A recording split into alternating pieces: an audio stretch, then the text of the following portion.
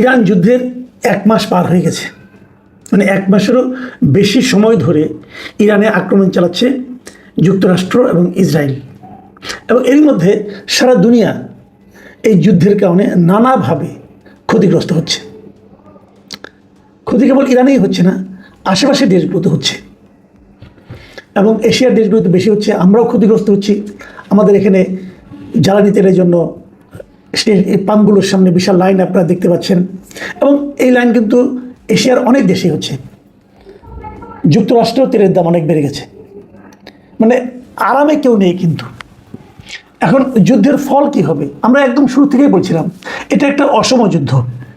অসম যুদ্ধ এই কারণে যে অস্ত্রশস্ত্রের দিক দিয়ে ইসরায়েল অথবা যুক্তরাষ্ট্র যে কোনো একটা দেশের তুলনাতেও ইরানের অস্ত্রশস্ত্র কম, এবং এই দুটো দেশেরই পারমাণবিক অস্ত্র আছে। ইরানের পারমাণবিক অস্ত্র আছে বলে এখনও কেউ বলেনি, ইরান নিজেও বলেনি, বাট ইরানের পারমাণবিক সরঞ্জাম আছে। কাজে এই যুদ্ধে ইরানের জয়ের সম্ভাবনা কম, এটা যেমন ঠিক, তেমনি আরেকটা বিষয় হলো এই যুদ্ধে যুক্তরাষ্ট্র এবং ইসরায়েল মিলে ইরানকে হয়তো ধ্বংস করতে পারবে, ইরানের ক্ষতি করতে পারবে, কিন্তু ইরানকে জয় করতে পারবে এরকম সম্ভাবনা কিন্তু যা নাকি প্রকৃত রাষ্ট্রনায়ক যারা আছেন, রাষ্ট্রনীতি নিয়ে যারা কাজ করেন, সমরবিদ যারা আছেন, তারা কিন্তু সবাই বলেছেন যে ইরানকে জয় করা আসলে প্রায় অসম্ভব।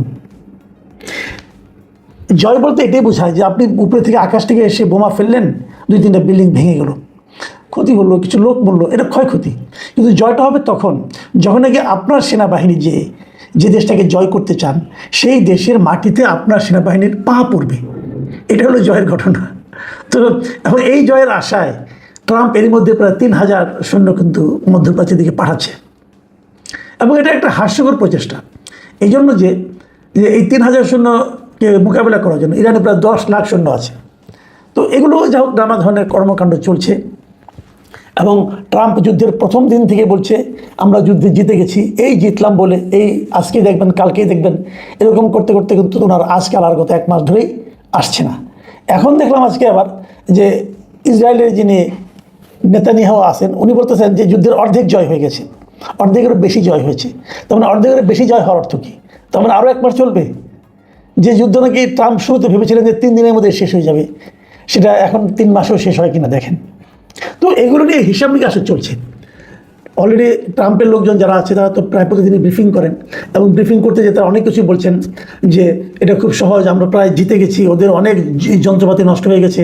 যেমন আপনার যুক্তরাষ্ট্রের জয়েন্ট চিফ অফ স্টাফ, এই যে চিফ অফ স্টাফের যে চেয়ারম্যান আছেন ড্যান কিং, তিনি একটা বিবৃতি দিয়েছেন কালকে যে গত 30 দিনে ইরানের 11,000-এর বেশি লক্ষ্যবস্তুতে হামলা চালানো হয়েছে, এবং নৌবাহিনীর 150টি জাহাজ ধ্বংস করে দেওয়া হয়েছে। তাহলে এখন ভাবেন, যদি একটা দেশের 11,000-এরও বেশি লক্ষ্যবস্তুতে হামলা চালানো হয়ে থাকে এবং যদি সেই হামলা সফল হয়ে থাকে, তাহলে তো ওই দেশটা কিছু অবশিষ্ট থাকার কথা না। তাহলে ওই দেশটা পাল্টা আঘাত কীভাবে করছে? এগুলো বাগাড়ম্বর আছে, কোনো সন্দেহ নাই। যুক্তরাষ্ট্রের প্রতিরক্ষা মন্ত্রী যিনি আছেন তিনি আবার বলতেছেন যে ইরান উনিও গতকালকে দেখলাম ব্রিফিং করেছেন, এবং সেই ব্রিফিং উনি বলতেছেন যে ইরান যদি ডোনাল্ড ট্রাম্পের সঙ্গে চুক্তিতে না আসে তাহলে যুক্তরাষ্ট্র সেখানে আরও জোরালো অভিযান চালাবে। তার মানে এগুলো হুমকির পর্যায়ে যেন আসে মনে হচ্ছে এইগুলি। এবং উনি আবার প্রেসিডেন্টের খুব প্রশংসা করছেন যে তার মধ্যে প্রেসিডেন্ট ডোনাল্ড ট্রাম্প এমন সব কাজ করছেন যা এর আগে অন্য কোনো প্রেসিডেন্ট করার সাহস দেখাননি। এইগুলোকে ঘটনা এখন মানে আমরা যদি হিসেব করি যে আসলে এখান থেকে যুক্তরাষ্ট্রের লাভটা কী হলো, এই যুদ্ধের যে 1 মাস পরে যদি আমরা হিসাব নিকাশ করতে বসি যুক্তরাষ্ট্রের লাভটা কী হয়েছে, এক হিসেবে দেখা গেছে তাদের প্রতিদিন প্রায় $2 বিলিয়ন এই যুদ্ধের কারণে $2 বিলিয়ন অস্ত্রশস্ত্র তারা এখানে প্রয়োগ করেছে। এবং এরই মধ্যে আপনারা জানেন যে পেন্টাগন কিন্তু অলরেডি গভর্নমেন্টের কাছে আরও $200 বিলিয়ন চেয়েছে যে যুদ্ধের ব্যয়কে নির্বাহ করার জন্য। এবং এই যে বিপুল অর্থ ব্যয় হচ্ছে তার প্রতিক্রিয়া কিন্তু অভ্যন্তরীণভাবে যুক্তরাষ্ট্রে পড়েছে। 29 তারিখে বিশাল একটা সারা দেশে মানে বিশাল একটা ক্যাম্পেইন হয়েছে যে নো কিংস, একটা ক্যাম্পেইন আগেও করেছিল একবার, এবার একটা আরও বিশাল, এবং সেই তার ভিডিও কিন্তু আমরা দেখতে পেয়েছি তারা ট্রাম্পের সমালোচনা কীভাবে করছে।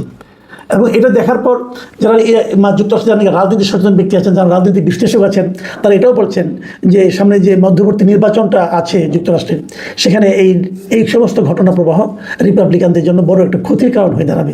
এবং আগামী যে কংগ্রেস হবে সেই কংগ্রেসে হয়তো রিপাবলিকানদের এখনও তো তাদের প্রাধান্য আছে, এটা হয়তো অনেক কমে যেতে পারে। এগুলো বলছে লোকে, কী হবে বলা বড় কঠিন। তবে ওখানকার জিনিসপত্রের দাম বেড়ে গেছে, মানুষের মধ্যে এক ধরনের বিতৃষ্ণা, বিরক্তি চলে এসেছে ট্রাম্পের উপর। আমরা যদি সব মিলিয়ে ভাবি যে 1 মাস পরে আসলে কি হলো, প্রথমে ভেবেছিল যুক্তরাষ্ট্র তারা ইরানকে দখল করে নেবে, এখন দেখা যাচ্ছে তারা বোধহয় লক্ষ্য চেঞ্জ করেছে, এখন তারা হরমুজ প্রণালী দখল করতে চায়। ইরান নিয়ে আর তারা মাথায় ঘামাচ্ছে না। এই হরমুজ প্রণালী নিজেদের দখলে আনতে না পারার কারণে ট্রাম্প কতটা বিরক্ত হয়েছেন তার একটা নমুনা দেখা গেল যে ওনার যে ট্রুথ সোশ্যাল আছে নিজের মালিকানাধীন, উনি আবার অন্যগুলি ব্যবহার করেন না, সেখানে কিন্তু উনি এই ইউরোপিয়ান দেশগুলোর উপর, ন্যাটোর উপর খুব ন্যাটোভুক্ত যে দেশগুলো আছে তাদের উপর খুব খেপে গেছে। খেপে যে তিনি লিখেছেন যে আমরা আর তাদের কাউকে সাহায্য করবো না, এখন আপনাদের যদি ওখান থেকে তেল আনতে হয় তাহলে আপনাদের নিজেদের আনতে হবে। মানে উনি বেসিক্যালি যুক্তরাজ্য, তারপর আপনার এই ফ্রান্স, এই সমস্ত দেশের উপর ওনার খুব ঝেড়েছেন আর কি। এবং উনি লিখেছেন নিজেদের লড়াই নিজেদেরই শিখতে হবে, যুক্তরাষ্ট্র আর সাহায্য করতে সেখানে থাকবে না, যেমন তোমরা আমাদের জন্য ছিলে না। যুক্তরাষ্ট্র কিন্তু হরমুজ প্রণালীকে দখলে নেওয়ার জন্য এই ইউরোপিয়ান কান্ট্রিগুলির কাছে হেল্প চেয়েছিল, এবং ইউরোপিয়ান এই কান্ট্রিগুলি বলেছিল এটা আমাদের যুদ্ধ না, এটা আপনার কাজ আপনি করেন। মোটামুটি খেপা। এবং সেখানে উনি আবার নিচের দিকে উনি যে পোস্ট দিয়েছেন, তো নিচের দিকে উনি লিখেছেন যে নিজেদের তেল নিজেরাই সংগ্রহ করুন, মানে যুক্তরাষ্ট্র তাদেরকে হেল্প করবে না। যাই হোক, এরকম হুমকি টুমকি দেওয়াতে ইউরোপিয়ান কান্ট্রিগুলো কতটুকু ব্যথিত হয়েছে অথবা আতঙ্কিত হয়েছে এটা বড় কঠিন, কারণ তারা এটা নিয়ে কোনো পাত্তাই দেয়নি। বরঞ্চ আমেরিকা থেকে ইসরায়েলের দিকে একটা সামরিক সরঞ্জাম বোঝায় একটা বিমান, একাধিক বিমান যুক্তরাষ্ট্র পাঠাতে চেয়েছিল। সেই বিমানগুলো ফ্রান্সের আকাশের উপর দিয়ে যাবে এটা ফ্রান্স অনুমোদন করেনি। ফ্রান্স বলেছে যে অস্ত্রবাহী এই বিমানগুলো, এই প্লেনগুলো আমাদের আকাশের উপর দিয়ে যেতে পারবে না। এটাও কিন্তু ট্রাম্পের জন্য একটা মানে বড় ধরনের আঘাত, এবং ট্রাম্প এতে অপমানিত বোধ করছেন। এবং ট্রাম্প বলেছেন যে এটা ফ্রান্স খুবই তাদের প্রতি অসহায়ক আচরণ করেছে। এবং তারপর উনি পোস্টে এমনভাবে শেষ লিখেছেন যে যুক্তরাষ্ট্র এটা মনে রাখবে। মানে মোটামুটি এলোমেলো আচরণ কিন্তু ট্রাম্প শুরু করেছে। এবং ট্রাম্প কিন্তু যাদের কাছ থেকে আগে বিনা বাক্যবে সমর্থন পেতেন তারাও কিন্তু ট্রাম্পকে এখন আর সমর্থন করছে না। এখন আমরা যদি 1 মাস পরে যে একটা হিসেব কষি যে কী ছিল আগের অবস্থা এবং কী হলো আগে, আপনারা জানেন এই যে হরমুজ প্রণালীকে নিয়ে এখন এত কথা বলা হচ্ছে, এই হরমুজ প্রণালী কিন্তু এই যুদ্ধ শুরুর আগে উন্মুক্ত ছিল, সবার জন্য উন্মুক্ত ছিল, এটাকে কেউ নিয়ন্ত্রণ করতো না। এখন কি হচ্ছে, এখন এটা ইরান নিয়ন্ত্রণ করতেছে। বলা হচ্ছে ইরান নাকি এখান থেকে এখন টোল তুলবে, এবং যদি প্রতি ব্যারেলে যদি $1 করে টোল তারা নেওয়া শুরু করে তাহলে তো ইরানের এই যুদ্ধের খরচ উঠে যাবে। এখনই খুব একটা ক্ষতি ইরানের কিন্তু হবে না। তার মানে যে জিনিসটাকে ওপেন ছিল সেই জিনিসটা এখন কিন্তু কন্ট্রোল বা ইরান হচ্ছে, ইরান এটাকে এখন কন্ট্রোল করা শুরু করেছে। এই হলো যুক্তরাষ্ট্রের লাভ। আগে যুদ্ধের আগে ইরানের তেল যাতে পৃথিবীর অন্য কেউ কিনতে না পারে সে ব্যাপারে যুক্তরাষ্ট্রের এক ধরনের নিষেধাজ্ঞা ছিল যে কেউ ইরানের তেল কিনতে পারবে না, কিনলে তোমার উপরে আমি খেপে যাবো, অমুক হবো তমুক হবো। কিন্তু সেই নিষেধাজ্ঞা কিন্তু এই যুদ্ধের কারণে যুক্তরাষ্ট্র কিন্তু তুলে নিয়েছে। যুক্তরাষ্ট্রের লাভটা কী হলো? আবার ধরেন ইরান আগে কি বলতো যে আমরা পারমাণবিক অস্ত্র বানাচ্ছি না, ওনাদের কাছে পারমাণবিক সরঞ্জাম ছিল কিন্তু ওটাতে অস্ত্র তারা বানাচ্ছিলেন না। এবং এটা নিয়ে আন্তর্জাতিক যা নাকি পারমাণবিক সংস্থা আছে তারা সে চেক করে গেছে, ভিজিট করে গেছে, এবং তারাও বলেছে তাদের কাছে ইউরেনিয়াম আছে বাট তারা সেটা অস্ত্র বানাচ্ছে না। ইরান বলছিল আমরা কখনোই বানাবো না বলেছিল। যুদ্ধের পর কী হলো? যুদ্ধের পর ইরান ঘোষণা করলো আমরা এখন পারমাণবিক অস্ত্র বানাবো। তার মানে আগে যেখানে ছিল সেখান থেকে কিন্তু যুক্তরাষ্ট্রের জন্য বিষয়টা কিন্তু আরও খারাপের দিকে গেল। আপনারা জানেন যে এই মধ্যপ্রাচ্যের বিভিন্ন দেশে, কাতার, বাহরাইন, অথবা আপনার এই আরও যদি গালফ যে কান্ট্রিগুলো আছে, ইউএই, এগুলোতে যুক্তরাষ্ট্রের অনেক সামরিক স্থাপনা ছিল, বেজ ছিল। হ্যাঁ, এখানে রাডার সম্বলিত অনেক বেজ ছিল, অনেক বড় বড় অস্ত্র ছিল। এগুলো ছিল যুক্তরাষ্ট্রের একটা সম্পদ এই অর্থে যে এগুলো দিয়ে কিন্তু তারা পুরো এলাকাটাকে মনিটরিং করতে পারতো, পুরো এলাকাটাকে নিয়ন্ত্রণ প্রতিষ্ঠা করতে পারতো। এগুলো যুক্তরাষ্ট্রের সম্পদগুলো, সেই যে সম্পদগুলো সেগুলো এখন যুক্তরাষ্ট্রের জন্য মাথা ব্যথার কারণ হয়ে দাঁড়িয়েছে। কারণ ইরান কিন্তু বেছে বেছে এগুলোর উপরে অ্যাটাক করছে। এখন যুক্তরাষ্ট্রের জন্য এটা হলো একটা মাথা ব্যথা। আর যুক্তরাষ্ট্রের অভ্যন্তরে যে ঝামেলাগুলো হতো, যে ট্রাম্প ক্ষমতায় আসার পর তাদের যে মূল্যস্ফীতিটা ছিল সেটা কিন্তু নিম্নগামী ছিল। এখন সেই মূল্যস্ফীতি বাড়তে শুরু করেছে, মানে ঊর্ধ্বগামী হচ্ছে। ট্রাম্প পেলেনটা কি?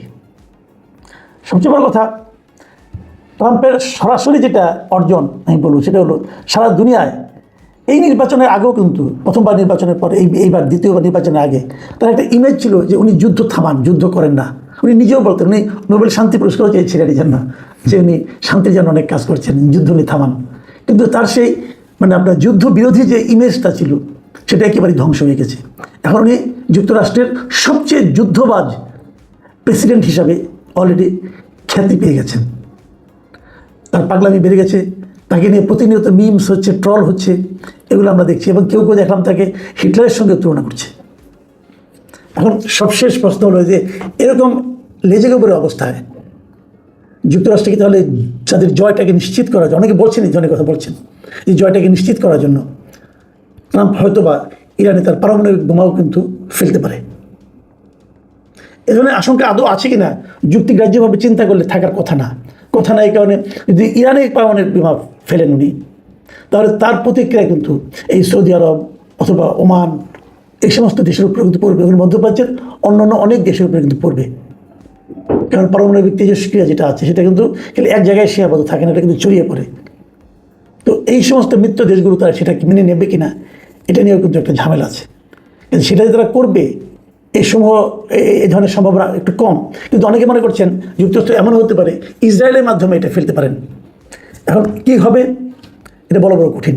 তবে যা কিছুই হোক না কেন, যুক্তরাষ্ট্র বলেন, ইরান বলেন, ইসরায়েল বলেন, এমনকি সারা দুনিয়া বলেন, এটা সবার জন্যই হবে খুবই নেতিবাচক এবং খুবই ভয়াবহ। তারপরেও কী হবে আমাদের দেখার জন্য আর কিছুদিন অপেক্ষা করতে হবে।